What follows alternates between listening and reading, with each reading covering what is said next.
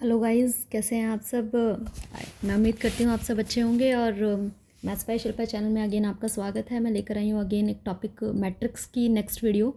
Types of matrix आज हम पढ़ेंगे। और टाइप्स ऑफ मैट्रिक्स समझने के लिए आपको इसकी प्रीवियस वीडियो को देखना बहुत ज़रूरी है। जो मैट्रिक्स का मैंने बेसिक इंट्रोडक्शन बनाया था उसके अंदर कि मैट्रिक्स के बारे में पूरा इंट्रोडक्शन था। तो आप इस वीडियो को अगर ढंग से समझना चाहते हैं तो आपको आई थिंक वो पहले वाली वीडियो लेनी चाहिए। और जिनको आता है कि मैट्रिक्स होता क्या है एंड फुल इंट्रोडक्शन उनको अगर आता है तो वो इस वीडियो में भी कंटिन्यू कर सकते हैं। तो चलिए शुरू करते हैं कॉन्सेप्ट को। अब देखिए, आज मैंने शुरू किया है टाइप्स ऑफ मैट्रिक्स को। तो पहली इसमें टाइप आता है रो मैट्रिक्स का। ओके, तो रो मैट्रिक्स क्या होती है। A matrix containing only one row. Okay, जैसा कि नाम से ही क्लियर हो रहा है, यहाँ पर रो मैट्रिक्स है तो कंटेनिंग ओनली वन रो। ओनली भी कह सकते हैं हम, क्योंकि इसमें सिर्फ एक ही रो होती है और कॉलम्स पर कोई भी कंडीशन नहीं होती। कॉलम कितने भी हो सकते हैं। ओके, तो इसमें जो ऑर्डर होता है मैट्रिक्स का वो क्या बनता है, यहाँ मैं की पॉइंट लिख रही हूँ।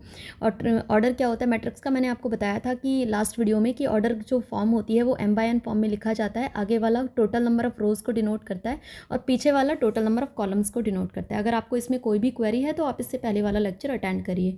ओके, तो इसमें जो ऑर्डर होगा वो कितना होगा, क्योंकि हमारी रो वन ही रहेगी इसके अंदर, तो 1/n। तो कॉलम्स पर कोई भी कंडीशन नहीं है तो 1/n। एग्जाम्पल के तौर पर अगर मैट्रिक्स की हम देते हैं तो मैथमेटिक्स के अंदर कोई भी, पहली बात तो जो डेफिनेशन होती है वो विदाउट एग्जाम्पल नहीं दी जाती है। ओके, तो एग्जाम्पल के तौर पर हम कुछ भी दे सकते हैं यहाँ पर 1 2। ओके, 1 2 -3। ओके, इन दोनों का ऑर्डर क्या है हमारे पास, ये हमारे पास इसमें सिंगल रो है। वी कैन सी कि यहाँ पर रो एक है और हमारे पास कॉलम यहाँ पर दो हैं। तो इसका जो ऑर्डर बनेगा वो क्या हो जाएगा, 1/2। एंड नेक्स्ट में आप देख सकते हैं कि एक ही रो है और हमारे पास कॉलम कितने हैं, 3 हैं। तो इसका जो ऑर्डर हो जाएगा वो क्या हो जाएगा, 1/3 हो जाएगा। तो नेक्स्ट हम बात करते हैं अगली मैट्रिक्स के बारे में। वो क्या होती है आपकी column matrix. Okay, column matrix जैसा कि आप समझ गए होंगे कि कॉलम मैट्रिक्स अब नाम है तो अ matrix containing only one column in this. Okay, a matrix containing only one column. Okay, तो मैं आपको की पॉइंट्स बता रही हूँ। ये 12th के लिए, सीबीएसई के लिए, जेई के लिए, सब चीज़ के लिए हेल्पफुल हैं। आपके किसी भी एंट्रेंस एग्जाम्स के लिए, सीयूईटी के लिए।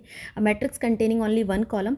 तो जैसे कि हम तो इसमें ऑर्डर क्या बनेगा, ऑर्डर, क्योंकि रो कितनी भी हो सकती है, कंडीशन सिर्फ कॉलम पर है कि कॉलम एक ही होना चाहिए। तो इसमें जो ऑर्डर बनेगा वो m/1 बनेगा। मीन्स पीछे वाला तो 1 ही रहेगा और आगे वाली रोज़ कितनी भी हो सकती हैं। ओके, तो इसमें भी हम एग्जाम्पल अगर देना चाहें तो हम एग्जाम्पल के तौर पर दे सकते हैं 1 2 -6। ओके, नेक्स्ट हमने ले लिया एक और एग्जांपल, अगर हम ले 1 - 6। इस टाइप से हम एग्जांपल देख सकते हैं। तो हम यहाँ देख सकते हैं कि रोज़ कितनी है हमारे पास, हॉरिजॉन्टल लाइन कितनी है, 3 है और कॉलम हमारे पास 1 ही है। तो ऑर्डर क्या बन जाएगा इसका, 3/1। तो हमारा कॉलम एक ही है। ऐसे ही इसमें ऑर्डर क्या बन जाएगा, 2/1। नेक्स्ट आती है हमारे पास, नेक्स्ट डेफिनेशन आती है हमारे पास स्क्वायर मैट्रिक्स की। स्क्वायर मैट्रिक्स, जैसा कि आप जानते हैं स्क्वायर क्या होता है, स्क्वायर वो होता है जो चारों तरफ से इक्वल होता है। ओके, मतलब अपोजिट साइड क्या, सारी साइड्स इसमें इक्वल होती है। तो वहीं से आप समझ सकते हैं matrix in which matrix in which total number of rows is equal to क्या होता है, total number of columns. Okay, तो जब जिसमें ये कंडीशन ट्रू होती है उसे हम क्या कहते हैं, स्क्वायर मैट्रिक्स कहते हैं। ओके, इन शॉर्ट मैं लिख सकती हूँ, अगर टोटल नंबर ऑफ रोज़ को हम स्मॉल m से डिनोट कर रहे हैं शुरू से और टोटल नंबर ऑफ कॉलम्स को हम स्मॉल n से डिनोट करें तो दोनों क्या होनी चाहिए, इक्वल होनी चाहिए। ये कंडीशन होती है। एग्जाम्पल अगर हम बनाना चाहें तो इसमें ऑर्डर क्या होगा, ऑर्डर होगा इसमें अगर रोज़ और कॉलम इक्वल है तो 1/1, 2/2, 3/3, इस तरीके की मैट्रिक्स जो है स्क्वायर मैट्रिक्स के अंदर आएंगी। तो हमने जैसे एग्जाम्पल लिया, हमने एग्जाम्पल ले लिया 2। तो इसमें हम देख सकते हैं कि ऑर्डर मेरे पास 1/1 है। ठीक है भाई, एक ही रो है और एक ही कॉलम है। ठीक है, हॉरिजॉन्टल लाइन और वर्टिकल लाइन एक ही है तो 1/1 ऑर्डर है। अगर if there is a single element in the matrix तो हम उसे बाहर निकलकर ऐसे भी लिख सकते हैं, सिंगल एलिमेंट को कोई दिक्कत नहीं है। हम उसके ब्रैकेट को हटाकर उसे सिंगल भी लिख सकते हैं। एक और एग्जाम्पल ले लें, अगर हम 2 - 2 4 3। ओके, तो इसका ऑर्डर क्या है, 2/2। ओके, दो ही रो हैं, यू कैन सी दो ही रो हैं और दो ही कॉलम्स हैं हमारे पास। ओके, और मैक्सिमम हमारे पास जो बात होगी आपके सिलेबस के अंदर वो कितनी होगी, 3/3 की होगी। तो ये कितना ऑर्डर हो गया, 3/3। 4/4 के क्वेश्चंस जो हैं सिलेबस में नहीं आते हैं। ओके, तो हम नेक्स्ट बात करते हैं यहाँ पर।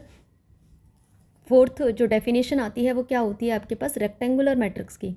Okay, rectangular matrix. तो रेक्टेंगुलर मैट्रिक्स क्या होती है भाई हमारे पास? तो रेक्टेंगुलर क्या हो जाएगी? जिसमें m is not equal to n होगा, मीन्स जो मैट्रिक्स स्क्वायर नहीं होगी वो रेक्टेंगुलर होगी, means in which the total number of rows, m किसको रिप्रेजेंट कर रहा है? Total number of rows are not equal to total number of columns. Okay, तो जो स्क्वायर के अलावा जितने भी एग्जांपल्स आप दे सकते हैं वो सारे क्या होंगे? हमारे पास रेक्टेंगुलर के एग्जांपल्स होंगे। तो जैसे हमने एग्जांपल इसके अंदर ले लिया, 2 3 -1 9 6 8। सो यू कैन सी इसमें रोज़ हमारे पास मीन्स हॉरिजॉन्टल लाइन हमारे पास 2 हैं और वर्टिकल लाइन हमारे पास मीन्स कॉलम हमारे पास 3 है। तो 2/3 you can give other example by pure choice, है ना। ये तो मैंने बस रैंडमली दे दिए एग्जांपल्स ताकि आपको चीज़ें अच्छे से क्लियर हो जाएं। उसके बाद आता है हमारे पास आइडेंटिटी। उसके बाद आता है हमारे पास diagonal matrix. Okay, diagonal matrix से देखो इंपॉर्टेंट शुरू हो जाता है। अब आपको पता है कि 12th क्लास में असर्शन रीजनिंग काफ़ी पूछ लेते हैं, तो ये सारी डेफिनेशंस आपको क्लियर होनी चाहिए। तो बहुत ही इंपॉर्टेंट डेफिनेशन है ये। तो डायगोनल मैट्रिक्स क्या होती है? अब देखिए यहाँ से आगे तो मुझे आपको एक चीज़ समझानी है। उससे पहले तो हम देख सकते हैं कि मैंने यहाँ पर देखा स्क्वायर मैट्रिक्स ये लिखी हुई है और ये रेक्टेंगुलर मैट्रिक्स है हमारे पास। तो हमने देखा कि पहली बात तो अभी तक आपने जो फिगर्स पढ़े हुए हैं वो इस तरीके से पढ़े हुए हैं कि अगर मेरे पास ये स्क्वायर है तो डायगोनल ये और ये होता है, लेकिन मैट्रिक्स के केस में 2 डायगोनल नहीं होते, वहाँ पर एक सिंगल डायगोनल होता है। सिर्फ ये वाला कंसिडर किया जाता है, इसको हम कंसिडर नहीं करते हैं, ठीक है। बस इस तरफ वाला कंसिडर किया जाता है, ये वाला कंसिडर नहीं किया जाता। ओके, तो हम देख सकते हैं कि अगर मैं स्क्वायर मैट्रिक्स की यहाँ पर बात कर रही हूँ, ठीक है। अभी हम थोड़ा देखते हैं यहाँ पर, 1 मिनट, है ना। तो हम यहाँ पर देखते हैं कि अगर यहाँ पर मैं डायगोनल की बात करी तो मुझे डायगोनल मिल रहा है ना, ये 2 3 इज़ अ डायगोनल, ठीक है। जैसे यहाँ पर है 1 6 -3 इज़ अ डायगोनल। तो हम देख सकते हैं रेक्टेंगुलर में क्या हमें कोई डायगोनल मिल रहा है? हमें यहाँ पर डायगोनल नहीं मिल रहा है। ओके, हमें यहाँ पर डायगोनल नहीं मिल रहा है। तो हम सबसे पहली बात, डायगोनल मैट्रिक्स होने के लिए मैट्रिक्स का स्क्वायर मैट्रिक्स होना ज़रूरी होता है। अगर रेक्टेंगुलर होगा तो उसमें डायगोनल बनता ही नहीं है। तो सबसे पहली बात, डेफिनेशन लिखते टाइम हम क्या लिखेंगे? Square matrix. हम क्या लिखेंगे? पहली बात, a square matrix in which non diagonal elements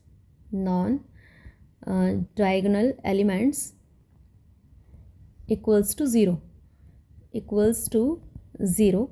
okay, तो इसका मतलब क्या है? नॉन डायगोनल एलिमेंट्स का क्या मतलब है? मींस जो एलिमेंट, देखिए यहाँ पर अगर मैं ऊपर ही समझाऊँ आपको कि जो हमारे पास एलिमेंट डायगोनल में प्रेजेंट होते हैं उनको डायगोनल एलिमेंट्स बोला जाता है, और डायगोनल के अलावा जितने भी एलिमेंट्स हमारे पास बचते हैं उनको हम बोलते हैं नॉन डायगोनल एलिमेंट्स। उनको क्या बोला जाता है? Non diagonal. जैसे इसके डायगोनल एलिमेंट सिर्फ 1 6 -3 हैं और जो बचे हुए हैं 4 -3 8 0 1 3 ये नॉन डायगोनल के अंदर आते हैं। तो डायगोनल मैट्रिक्स की डेफिनेशन के अकॉर्डिंग नॉन डायगोनल क्या होने चाहिए? 0 होने चाहिए।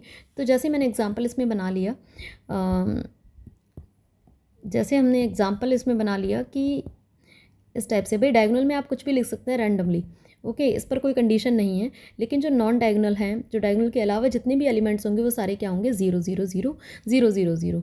ओके, तो और यहाँ पर जैसे मैंने अदर एग्जांपल ले लिया 2 8 ये 2/2 का, तो इससे ज़्यादा आपको एग्जांपल्स करने की भी ज़रूरत नहीं है। 4/4 5/5 इतना ज़्यादा नहीं होता है, बस 3/3 तक का ही डिस्कशन किया जाता है। 1 by 1 there is a single element, तो हम उस पर डिस्कशन नहीं करते, हम सिर्फ बात करते हैं 2/2 की और 3/3 की। ओके, एक और तरीका होता है इसको लिखने का, तो मैं बता देती हूँ यहाँ पर। इसको इन शॉर्ट और कैसे लिख देते हैं हम? DIAG डॉट, मीन्स इसका मतलब होता है we are talking about the diagonal elements, diagonal matrix, है ना। और रेक्टेंगुलर ब्रैकेट ओपन करोगे और जो इसके डायगोनल्स में एलिमेंट लिखे हुए हैं ना 1 4 -3, ठीक है, वो इसके अंदर लिखे जाते हैं इस टाइप से 1 4 -3। इसका मतलब होता है this is a diagonal matrix of order 3/3 having its diagonal element 1 4 -3, और रिमेनिंग तो आपको पता है बाय डेफिनेशन जो है नॉन डायगोनल तो 0 ही होते हैं। ओके, जैसे इसको हम लिख सकते हैं इसमें DIAG डायगोनल, और अंदर क्या है 2 कॉमन नहीं लगाना है 2 8। ओके, इसका मतलब क्या है कि डायगोनल एलिमेंट है और ऑर्डर कितना है 2/2, क्योंकि यहाँ पर डायगोनल में 2 एलिमेंट हैं, 2/2 ऑर्डर है, और डायगोनल में 2 और 8 है, और बाकी सारे क्या हैं 0 0। तो इस टाइप से और लिखा जाता है इसको। मैथमेटिकली हम कैसे लिख देते हैं इसको, और, है ना, और मैथमेटिकली, तो मैथमेटिकली इसको लिखना सीखना है, क्योंकि हमारे पास जो असर्शन रीजनिंग आती है ना उसमें मैथमेटिकली लिखा होता है। तो आप देख सकते हैं, इन शॉर्ट हम लिखते हैं let us suppose that if AIJ is of order M/M। M/M का मतलब है स्क्वायर मैट्रिक्स, तो हम इस तरीके से मैट्रिक्स को इन शॉर्ट लिख देते हैं, इज़ अ स्क्वायर मैट्रिक्स। तो डायगोनल की क्या कंडीशन होती है? देन तो देख सकते हैं आप कि जो डायगोनल एलिमेंट्स होते हैं, अगर मैं पोजीशन की बात करूँ तो इसकी जो पोजीशन है वो क्या होगी A11, इसकी पोजीशन क्या होगी A22, ठीक है, इसकी पोजीशन क्या होगी A33, और बाकी मतलब क्या है कहने का, अगर हमारे पास AIJ कोई एलिमेंट है तो डायगोनल में किस तरीके के एलिमेंट प्रेजेंट होते हैं जिनमें I और J इक्वल होते हैं, मतलब 1 है तो ये पीछे वाला भी 1 ही होगा, 2 है तो 2 होगा, A22 A33, तो इस टाइप से जो एलिमेंट हैं वो प्रेजेंट होते हैं, है ना। और नॉन डायगोनल में कैसे एलिमेंट प्रेजेंट होते हैं जिनमें I not equal to J होगा, मतलब ये A12 हो जाएगा, जैसे A13 हो जाएगा, ये वाला जो है हमारे पास A21 हो जाएगा। तो इस तरीके से तो हम लिख सकते हैं कि AIJ is not equal to 0 when I is equal to J, मतलब डायगोनल एलिमेंट की वो बात कर रहा है, अगर I इक्वल टू J कह रहा है वो, तो means he is talking about the diagonal element, that is A11 A1 A22 A33, तो वो सारे क्या होंगे, नॉन ज़ीरो होंगे, नॉन मतलब ज़ीरो के अलावा कुछ भी हो सकते हैं। And AIJ is equal to 0 when I not equal to J, I not equal to J का मतलब होता है he is talking about non diagonal elements. तो यही तो कंडीशन होती है, तो मैथमेटिकली इस टाइप से लिखा मिल जाता है, तो आपको समझ में आना चाहिए। कोई क्वेरी है तो आप कमेंट सेक्शन में मुझे ज़रूर बताएं, और अभी तक अगर आपने वीडियो को लाइक नहीं किया है, अगर आपको लेक्चर पसंद आया है तो ही इसको लाइक कीजिए, सब्सक्राइब कीजिए चैनल को, और अपने दोस्तों को रेफ़र कीजिए ताकि ज़्यादा से ज़्यादा लोगों तक ये चीज़ें पहुंच सकें, स्टूडेंट इसको ज़्यादा से ज़्यादा ग्रेस्प कर पाएँ। उसके बाद नेक्स्ट जो डेफिनेशन होती है, कितनी डेफिनेशन हो चुकी हैं, 5 हो चुकी हैं, तो उसके बाद हम आते हैं नेक्स्ट डेफिनेशन पर, स्केलर मैट्रिक्स। यहाँ से जो डेफिनेशन चल रही हैं तो अब ये इंपॉर्टेंट चल रही हैं, स्केलर मैट्रिक्स, ये भी काफ़ी इंपॉर्टेंट है। देखिए डायगोनल और स्केलर में ज़्यादा फ़र्क नहीं होता। डायगोनल में क्या था, square matrix in which non diagonal are zero, ये तो कंडीशन इसमें आएगी कि मतलब स्क्वायर होना ज़रूरी है, और जो नॉन डायगोनल होंगे ना, डायगोनल के अलावा जितने एलिमेंट होंगे वो सारे ज़ीरो होने चाहिए। लेकिन और इसमें क्या था, डायगोनल में कुछ भी हो सकता है, लेकिन स्केलर में सेम होने चाहिए। डायगोनल में अगर पहला एलिमेंट 2 है तो तीनों डायगोनल में 2 ही होंगे, 3 है तो तीनों 3 ही होंगे, A है तो तीनों A ही होंगे, बाकी सारी कंडीशन डायगोनल के जैसे चलती हैं। तो हम इसमें क्या लिखेंगे, ये क्या होती है, square matrix, a square matrix in which non diagonal element equal to 0, ये तो सेम है कंडीशन, है ना, non diagonal elements equal to 0 and diagonal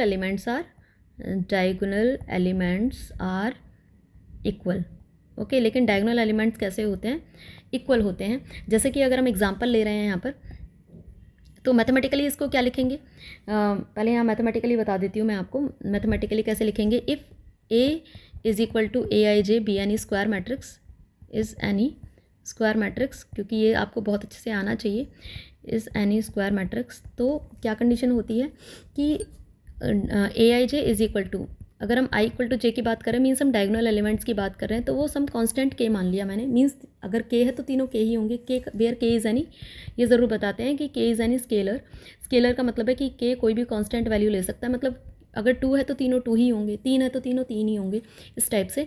and AIJ is equal to 0 कब होगा, when I not equal to J, मतलब I not equal to J का क्या मतलब है कि वो नॉन डायगोनल एलिमेंट्स के बारे में बात कर रहा है, ठीक है। तो इसका हम एग्जांपल अगर हम लेना चाहें तो एग्जांपल के तौर पर हम दे सकते हैं, जैसे 2 2 2, बाकी सारे क्या होंगे 0 0 0 0 0 0, ठीक है, 4 4, है ना, 0 0, 1 नहीं ले सकते क्योंकि 1 के अलावा 1 का कुछ अदर नाम होता है जो हम अगली डेफिनेशन में डिस्कस करने वाले हैं। मैट्रिक्स का नाम कुछ भी हो सकता है, B हो सकता है, C हो सकता है, ये मैंने प्रीवियस वीडियो में आपको बता दिया था, तो वहाँ से जाकर चेक कर सकते हैं, लेक्चर ले सकते हैं।